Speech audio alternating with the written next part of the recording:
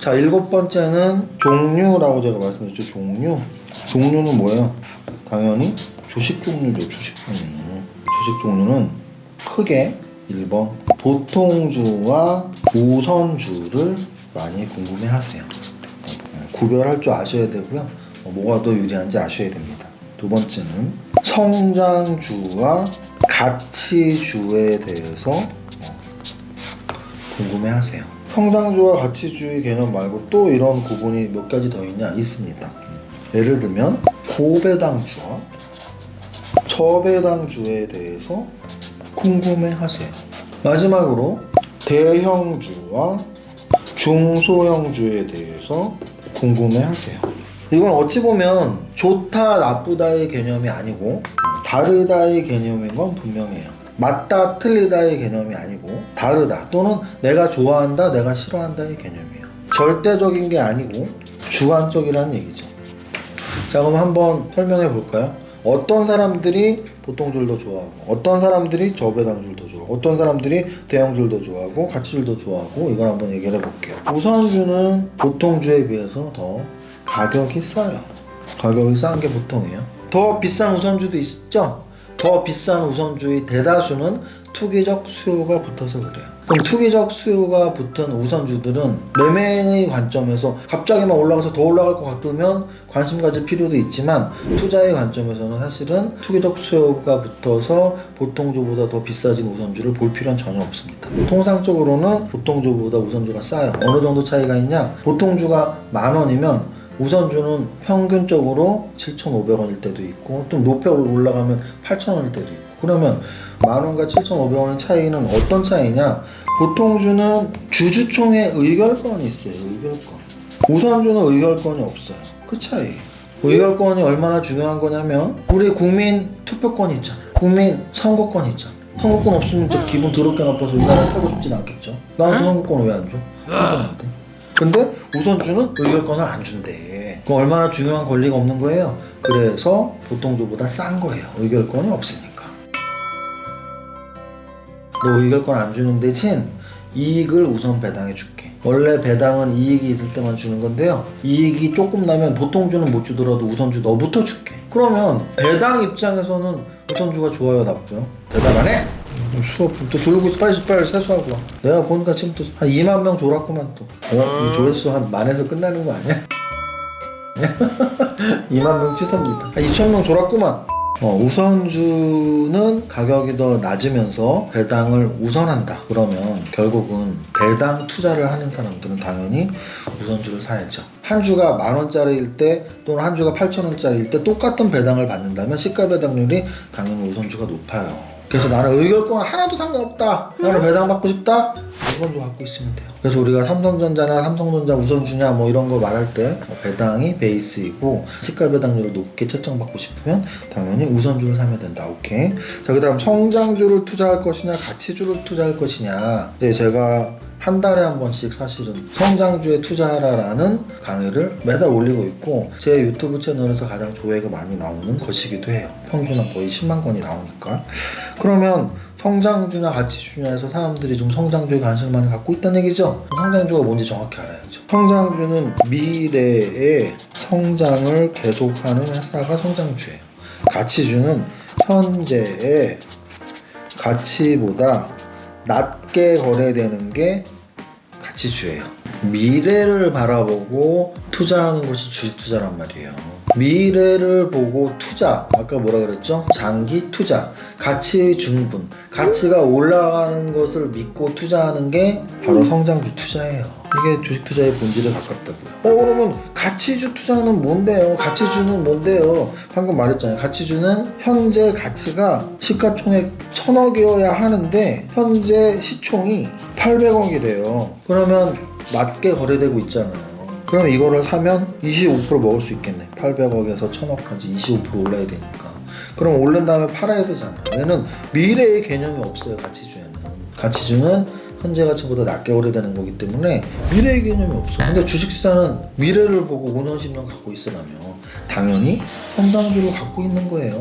그 다음 고배당주가 좋냐 저배당주가 좋냐. 나는 배당을 받고 싶다, 나는 배당 투자하는 사람이다, 그럼 고배당주 사면 돼요. 그분들 중에 이런 분들 있어요. 배당을 안 주는 회사는 회사가 아니다, 웃기지 말라 그래요. 워렌 버핏의 벅셔 해서웨이도 배당을 안 주는 회사로 유명하단 말이에요. 배당을 왜 안 줘요? 배당 주면 너네가 뭐 할 건데, 회사에 유보시켜갖고 더 좋은 회사 만들게. 그게 배당을 안 주는 회사의 논리예요. 그렇다면 우리는 그것만 감시하면 돼요. 배당을 안 주고 그 회사 유보금으로 딴짓하는 회사면은 안 갖고 있으면 돼. 이해하셨어요? 배당은 이익이 나는 회사들이 주는 거예요. 그래서 배당주가 좋은 이유가 이익도 안 나는 회사는 나빠 이렇게 말할 수 있어. 아, 저 회사는 이익도 안 나는 회사야. 맞아. 근데 저 회사는 배당을 안 줘. 이건 틀린 말일 수도 있어요. 왜? 이익이 나는데 그 다음엔 배당을 줄 수도 있고 안 줄 수도 있고. 배당을 주면 배당 준 만큼 이익이 사회에 유출이 되고요. 이익이 나는데 배당을 안 주면 사내에 유보가 되잖아요. 그럼 한해 유보가 된 돈으로 어떻게 돼요? 재투자가 되겠죠. 그럼 워렌 버핏의 벅셔 해서웨이 주주들은 배당은 안 받았지만 벅셔 해서웨이 주가가 사내 유보된 돈으로 계속 재투자하면서 훨씬 성장을 빨리 한 거죠. 배당을 받는 주주보다 회사가 더 똑똑하면 안 줘도 된다니까요. 또는 회사가 도덕적이라면 안 줘도 돼요. 근데 이제 여기서 조건들이 이익이 아예 안 나면은 배당도 못 주니까 나쁜 회사. 오케이. 이익이 났는데 경영자가 사기꾼이야. 내부 유보된 돈 갖고 날랐어. 나쁜 회사. 오케이. 근데 회사가 좋은 회사면서 재투자를 당신들보다 더 잘할 수 있어. 오케이. 요게 바로 배당주와 저배당주의 차이예요. 여기는 둘 다 이익이 낮다고 가정을 한 겁니다. 자, 그 다음 대형주와 중소형주는 뭐다? 시가총액이 큰 종목과 작은 종목. 그럼 시가총액이 큰 종목은 뭐겠어요? 좀 더 업력이 오래되고 이익도 많이 나고 오래된 회사들, 성장한 회사들, 10년, 20년, 30년 동안 성장한 회사들. 왜냐하면 처음부터 큰 회사를 만들진 않았을 테니까. 중소형주는 뭐야? 지금은 조그만 회사들. 앞으로 대형주가 될 수도 있겠죠. 그래서 대형주 투자는 아까도 말씀드렸지만 좀 초보자들이 대형주를 투자하는 게 안전해요. 조금 고수분들은 중소형주를 옥석을 가릴 수가 있으니까 중소형주 투자를 해도 됩니다. 대형주와 중소형주는 시가총액 얼마가 기준인가요? 그런 건 없어요. 근데 저는 볼 때 10조 이상, 1조부터 10조, 5천억에서 1조, 3천억에서 5천억, 3천억 미만 이런 식으로 구분해서 보기도 해요. 제가 방금 말한 초보자분들이 사야 되는 대형주는 거의 10조 이상을 말하는 거고요. 중수급들이 찾아야 되는 중소형주는 1조 전후로 하는 것들, 또는 한 5천억 이상, 고수분들은 한 3천억대, 2천억대까지도 볼 수 있는 이 정도로 나누면 될 것 같아요. 여기까지가 주식의 종류. 좋다 나쁘다가 아니고 다르다, 주관적이다. 절대적인 게 아니고 주관적이다. 그래서 주관적으로 배당 받고 싶어? 우선주 사면 돼요. 나 의결권이 좋아? 보통주 사면 돼요. 나는 그냥 현재 조금 낮게 거래되는 거 현재 팔고 빠질게. 같이 사세요. 5년 10년 동안 성장하는 회사 성장주 사세요. 나는 배당 안 받아도 돼. 그러면은 그 배당으로 사회 유출 안 시키고 계속 기업에 재투자하는 회사 사세요. 나는 매년 배당 받고 싶은데 고배당주 사세요. 나는 좀 초보인데 대형주 사세요. 나는 고수인데 중소형주 찾아보세요. 그 다음 마지막, 오늘의 수업 마지막입니다. 재미없다고?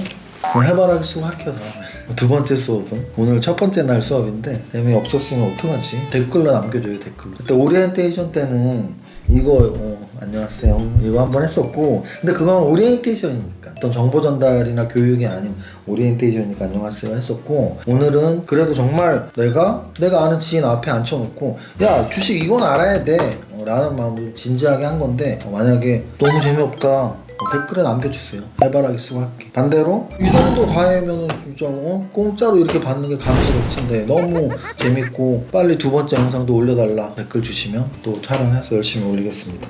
자, 마지막은 사실 초보 주린이들이더라도 종목 선정을 하는 방법들, 제가 2일차 때는 종목 선정하는 방법으로 들어가서 정보 분석, 가격 분석, 가치 분석, 성장주 이렇게 한다고 했잖아요. 근데 이제 오늘 오리엔테이션이 아닌 첫 수업이면서 정말 주린이들이 꼭 알아야 될 왕초보 생기초인데, 우리가 이제 산업 얘기를 좀 할게요. 그래서 마지막 8번째 토픽은 성장 산업.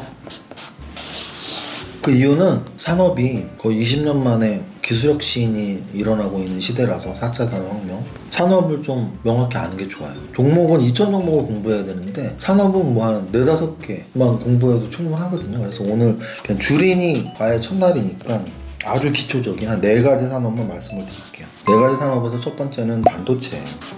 두 번째는 자동차예요. 이거는 2차 전지가 포함입니다. 세 번째는 제약 바이오예요. 네 번째는 K산업이에요. K 관련주. 자, 주린이 여러분들이니까 어려운 얘기 안 하고 아주 쉽게 설명드릴게요. 반도체는 우리나라 제1의 산업이에요. 삼성전자가 있기 때문이고 그 바로 아래 시가총액 2위에 SK 하이닉스가 있기 때문이에요. 우리나라에는 굉장히 많은 반도체 관련 회사들이 존재합니다. 그 관련 회사들, 중소형주들을 우리는 반도체 소부장이라고 부르기도 해요. 소재, 부품, 장비. 반도체 산업은 지금 확실히 좋아지고 있어요. 그 이유는 우리나라의 제일 산업이면서 그동안은 메모리 반도체를 주로 생산을 했었는데 최근 들어서 비메모리에도 진출을 하고 집중을 하고 있기 때문이에요. 그래서 비메모리에 진출을 했기 때문에 반도체가 좋아지는 성장 산업이고요. 또 하나는 반도체 소부장 업체들이 굉장히 강해졌습니다. 그 이유는 일본 때문이에요. 일본이 2년 전에 경제 보복을 하면서 부품 국산화 열풍이 불었거든요. 그래서 소재, 부품, 장비 관련 중소형주들이 굉장히 기술 개발에 매진하고 있습니다. 그래서 이 두 가지, 비메모리, 부품 국산화, 반도체, 성장산업 이렇게 생각하시면 돼요. 두 번째는 자동차입니다. 자동차는 미래형 자동차가 있어요. 미래형 자동차는 두 가지가 있습니다. 연료의 미래와 주행의 미래가 있습니다. 연료의 미래는 2차 전지하고 수소차, 그리고 주행의 미래와는 바로 우리가 알고 있는 자율주행이에요. 자율주행 시대가 올 거니? 저는 온다고 봐요. 이건 무조건이에요. 2차 전지 전기차 시대가 올 거니? 이거 올 거니가 아니고 벌써 오고 있는 중이죠. 그래서 전기차 시대는 오고 있는 중이고 그거는 뭐 거스를 수 없는 거고, 자율주행차의 시대도 오고 있다. 반드시 올 것이다. 그러면은 자동차라는 산업은 신성장 산업인 거예요. 왜? 생각해보세요. 우리가 친환경 때문에 말을 타진 않을 거란 말이에요. 친환경 때문에 전기차를 탈 거고요. 자율주행으로 기술이 부족해서 허가가 안 난다고 한들 계속 기술이 발전할 거란 말이에요. 그래서 자율주행 또는 전기차, 미래형 자동차는 무조건 다가오고 있는 현실이다. 세 번째는 제약바이오인데요. 코로나 시대 때 많이 느꼈죠. 아유, 나 죽고 싶어 해도 죽고 싶은 사람 정말 거의 없구나. 왜? 다 마스크 끼고 다니잖아. 그게 바로 제약바이오의 현실인 거예요. 우리는 굉장히 생명 연장의 꿈을 갖고 있습니다. 그거를 해결해 줄 수 있는 산업은 제약바이오고요. 코로나와 같은 바이러스가 또다시 창궐할 수도 있고요. 그것들을 이겨내게 할 수 있는 것들은 결국 또 제약바이오밖에 없고요. 이거는 거의 뭐 다람쥐 쳇바퀴 돌아가듯이 일어날 수 있는 일들이거든요. 그래서 제약바이오 산업은 무너질 수가 없어요. 다만 옥석은 잘 가려야 돼요. 그래서 주린이 분들이니까 말씀드릴게요. 제약바이오에는 절대 몰빵 투자나 큰돈 투자하지 마시라. 기대감으로 주가가 많이 높게 올라가는 종목들이 있어요. 근데 그 기대감이 없어지는 순간 급락을 하게 돼 있어요. 그래서 코로나처럼 또 다른 바이러스 또는 우리 생명 연장의 꿈, 이런 것들은 제약바이오와 상관이 있는데, 결국은 제약바이오가 그동안 우리나라 시장에서 갑자기 급락했었던 이유는 재무제표는 따라가지 못하는데 성장성만으로 시가총액이 커졌는데 갑작스러운 악재가 나올 때 빠지는 거죠. 그래서 주린 여러분들은 절대 몰빵 투자나 큰돈 투자 절대 하지 마시고, 그리고 하더라도 뭐 10분의 1 투자 정도까지만 말씀을 드리겠습니다. 하지만 중요 산업인 건 분명하다. 네 번째는 K 관련주인데요. K 관련주는 K엔터가 있습니다. K엔터가 출발이에요. 왜냐면 세계 속에 한류가 뻗어나가는 과정에서 K산업이 발전하는 거니까. K엔터가 있고요. K엔터가 발전하면서 가장 커진 시장이 K뷰티가 있죠. 화장품 관련. 그리고 게임이 있습니다. K게임. 그리고 K푸드가 있어요. 그리고 K패션이 있어요. 이 5개 정도가 K산업이고요. 그 중에서 가장 우리가 주목해야 될 건 K엔터인 것 같아요. 빅히트, BTS 보이그룹, 그리고 또는 넷플릭스 관련 OTT 업체들, 이런 게 다 K엔터 관련주고요. K엔터가 확산이 될수록 K산업은 성장해 나갈 것입니다. 뭐 이 정도까지 보면 될 것 같아요. 제가 청담동에서 가장 유명한 세 오빠 중에 한 명인 거 아시죠? 교회 오빠, 과외 오빠, 정현 오빠. 어디다 대고 오빠냐고? 나보다 한 2차 잘 오는 사람 오빠 준비했어. 동생이냐? 자, 그래서 우리 정인 오빠가 직접 과외해드렸죠. 마지막 정리입니다. 오늘 왕초보 생기초 첫째 날이었습니다. 둘째 날은 뭐 한다고요? 정보 분석. 정말 이제 둘째 날부터 종목 선정이 시작되는 거고요. 첫날은 그냥 왕초보 생기초 주린이들이 너무 궁금해하는 것도 그냥 설명한 거예요. 첫 번째 키워드 동기부여. 부장님 보기 싫지? 열심히 해. 부자 되고 싶지? 열심히 해. 100세 시대야 꼭 해야 돼. 시작 방법 공부부터 하고 계좌 터도 되지만 계좌 트고 돈 조금만 넣고 공부 열심히 해. 증권사 알아서 결정해. MTS보다는 HTS로 해. 용어 주식 용어가 어려우니까 주식 투자 공부가 어려워. 그건 당연한 거야. 회계학이랄지 경제학 뭐 이런 것들 기초적인 용어들 공부하려고 노력해. 네이버에서 검색만 해도 다 나와요. 그 다음 네 번째 스타일에 따른 전략. 주린이는 어떻게 하고 고수는 어떻게 하고 단기 매매는 어떻게 하고 장기 투자는 어떻게 하고 이런 전략들을 확실히 이해하고 나는 어디에 있나 나의 위치는 뭔가 생각하고 전략을 세우자. 절대 법칙 분산 투자가 훨씬 좋아. 집중 투자보다. 공부해야 돼 운빨 아니야. 탑다운이 훨씬 좋아. 뭐 이런 것도 공부했죠. 공부법은 몰라서 못하는 알아서 못하지. 다트도 보고 HTS도 보고 리포트도 보고 다 보자. 주식의 종류 보통주, 우선주도 성장주, 가치주도 대형주, 중소형주 어떻게 구분하는지 나는 어떤 거를 사야 되는지. 성장 산업 지금은 4차 산업혁명의 시기야. 4차 산업혁명 시기가 왜 중요하냐고? 20년 전에 어떻게 큰 돈 벌었어요? 20년 전에 인터넷 혁명 시기에 인터넷 혁명주들 잘 잡았으니까 수익 크게 벌죠. 20년 지난 지금 뭘 잡아야 된다고요? 기술 혁신, 4차 산업혁명의 종목들을 잘 공부하자. 여기까지입니다. 오늘 청담동 정인오빠 과연 어땠습니까? 좋았습니까? 좋았으면 댓글과 응원 남겨주시고 2일차 때의 수업 정보 분석 만약에 예습을 하고 싶으신 분들은 제가 쓴 슈퍼개미 양초보 주식 수업의 정보 분석으로 예습을 하시면 됩니다. 방송 끄면 끝인가? 이제 복습해야죠. 우리 모두 100억 부자 되는 그날까지 함께합니다. 파이팅!